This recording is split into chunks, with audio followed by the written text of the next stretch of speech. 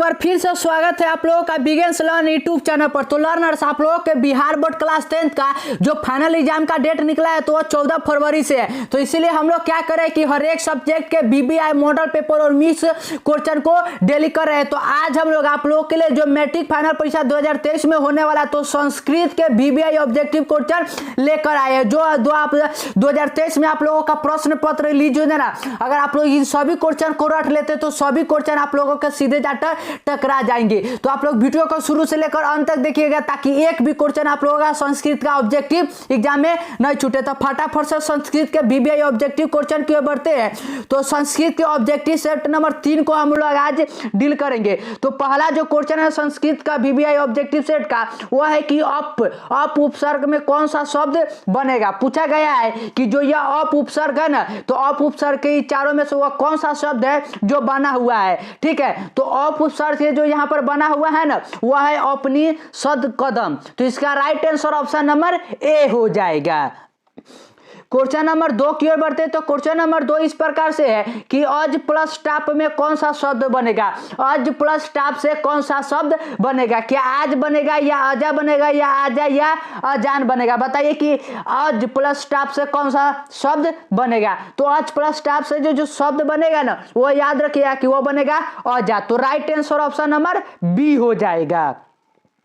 Question number 3 की ओर बढ़ते हैं। तो क्वेश्चन नंबर 3 इस प्रकार से है कि गम नमन में कौन सा प्रत्यय क्या होता है कि जो लास्ट में है और उपसर्ग क्या होता है कि जो पहले है। तो गम नमन में प्रत्यय कौन सा है। क्या कतवा है या मैटम है या ल्यूट है या दतुतु है। बताइए कि गमनम में कौन सा प्रत्यय है। ठीक है, तो यहाँ जो गमनम में प्रत्यय है ना वह है ल्यूट। क्या है, ल्यूट। तो right answer option number C हो जाएगा, ल्यूट। क्या है, ल्यूट।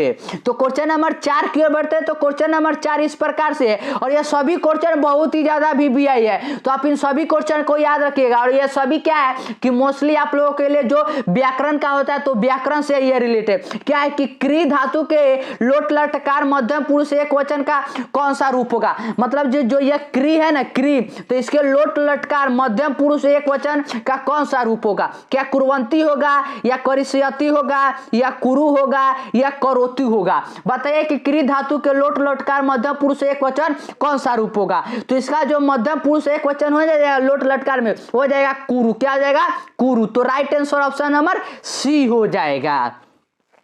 क्वेश्चन नंबर 5 की ओर बढ़ते हैं। तो क्वेश्चन नंबर 5 इस प्रकार से है कि वैर से वैर का समन क्या है। वैर से वैर का समन क्या होता है। क्या संभव होता है या असंभव या नाभव या संभव। बताइए कि वैर से वैर ये आप लोगों ने पढ़ा होगा। तो वैर से क्या समन से क्या होता है। तो यह होता है असंभव। क्या होता है, असंभव। तो right answer option number B हो जाएगा। और ये सभी क्वेश्चन जब आप लोग जाइएगा ना एग्जाम देने तो संस्कृत में डिट्टो छपे के छपे मिलेंगे। तो अगर आप लोग चैनल पे नए तो चैनल को सब्सक्राइब कर लीजिएगा और वीडियो को लाइक कर लीजिएगा।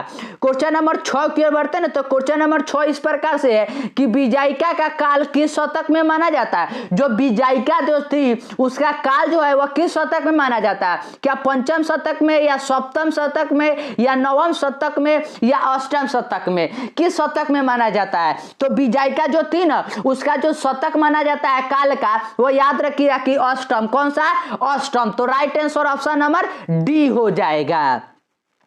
क्वेश्चन नंबर 7 की ओर बढ़ते हैं ना। तो क्वेश्चन नंबर 7 इस प्रकार से है कि डॉट डॉट भोजनम कृतम वाक्य के रिक्त स्थान में कौन सा पद होगा। जो यहाँ डॉट डॉट है और क्या है कि भोजनम कृत्यम, तो इसके रिक्त स्थान पर क्या होगा। क्या महाम होगा या ममम होगा या मामम होगा या मया होगा। बताइए कि डॉट डॉट के स्थान पर क्या होगा। तो यहाँ पर अगर आप लोग ध्यान से पढ़िएगा तो क्या है कि भोजनम कृतम, भोजनम कृतम मतलब क्या है कि मया भोजनम कृतम। तो राइट आंसर जो यहाँ पर होना वो हो जाएगा ऑप्शन नंबर डी, मया।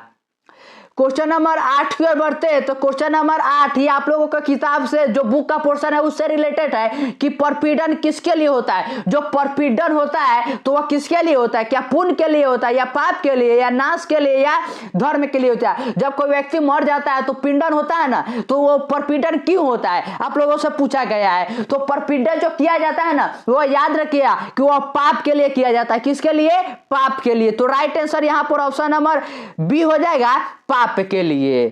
क्वेश्चन नंबर 9 की ओर बढ़ते हैं। तो क्वेश्चन नंबर 9 इस प्रकार से है कि विद्वत्तु किस शब्द का रूप है। विद्वत्तु जो है यह किस शब्द का रूप है, क्या विद्वान का है या विद्वान का है या विदस का है या विद्वस का है। तो विद्वत्तु जो है ना यह किसका रूप है, तो याद रखिए कि विद्वत्तु जो है ना यह रूप है विदस का, विदस का। तो right answer option number C हो जाएगा।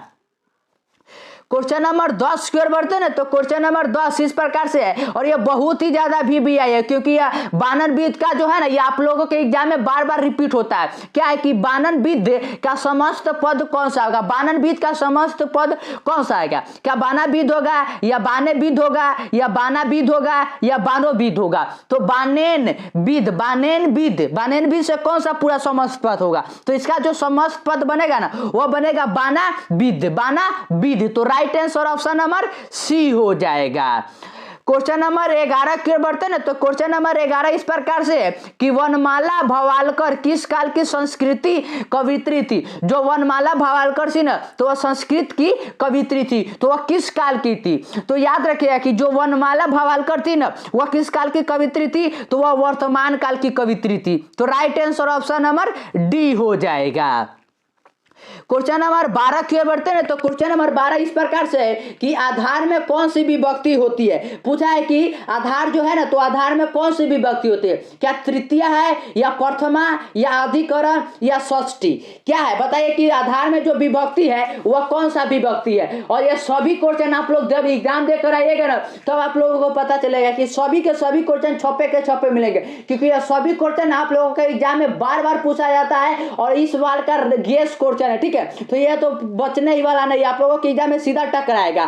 तो इसमें कौन सा विभक्ति है, तो आधार में जो विभक्ति है ना वह है अधिकरण। कौन सा है, अधिकरण। तो right answer option number C हो जाएगा।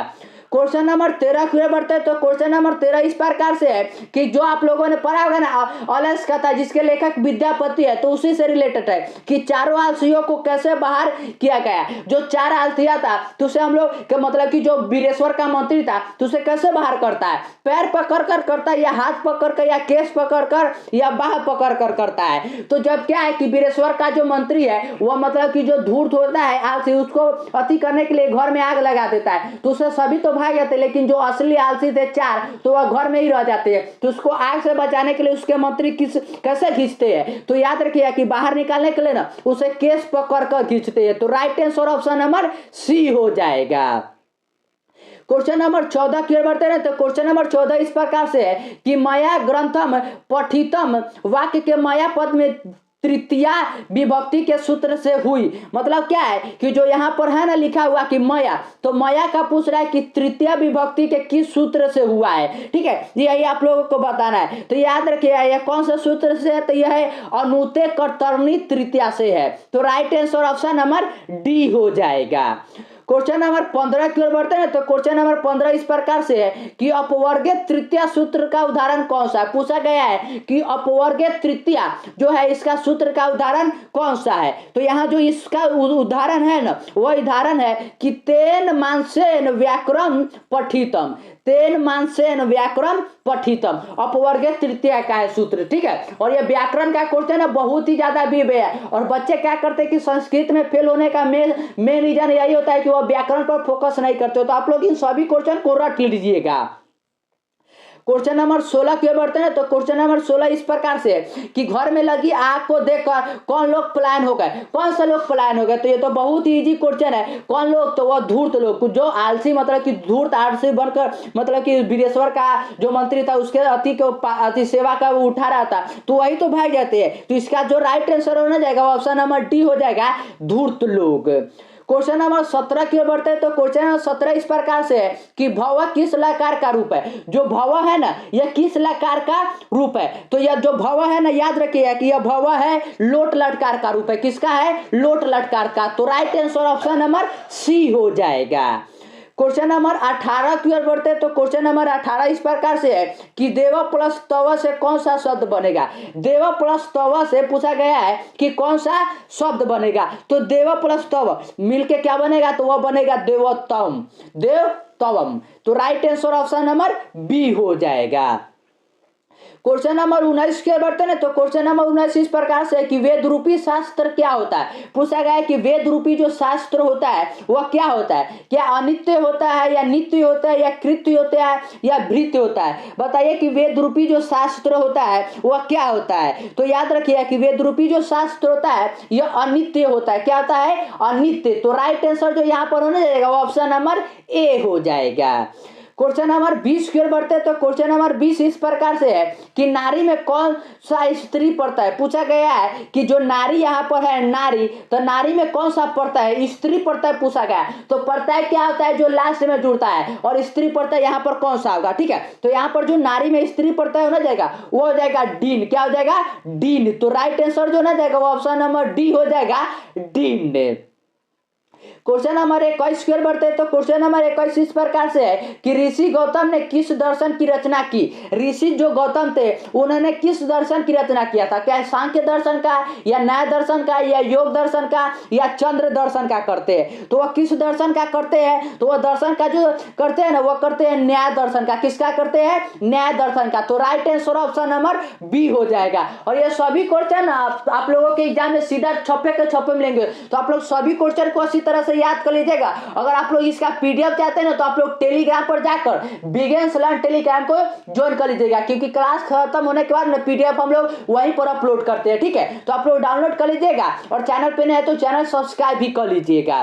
क्वेश्चन नंबर 22 की ओर बढ़ते हैं। तो क्वेश्चन नंबर 22 इस प्रकार से है कि अकिचन का विग्रह कौन सा होगा। ठीक है, अकिचन का पूछा गया है कि विग्रह कौन सा होगा। तो ये इसका जो विग्रह होगा ना वो हो जाएगा न किंचन। तो right answer option number C हो जाएगा।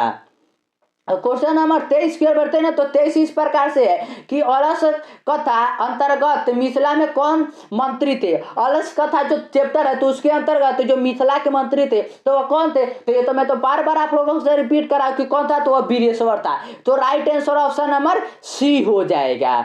क्वेश्चन नंबर 24 की ओर बढ़ते हैं ना। तो क्वेश्चन नंबर 24 इस प्रकार से है कि लघुत्तर में कौन सी दधीति पड़ता है। लघुत्तर जो है ना इसमें दधीति पड़ता है कौन सा है। तो यहाँ जो पड़ता है ना दधीति पड़ता है वह है तरम। क्या है, तरम। तो right answer option number C हो जाएगा, तरम।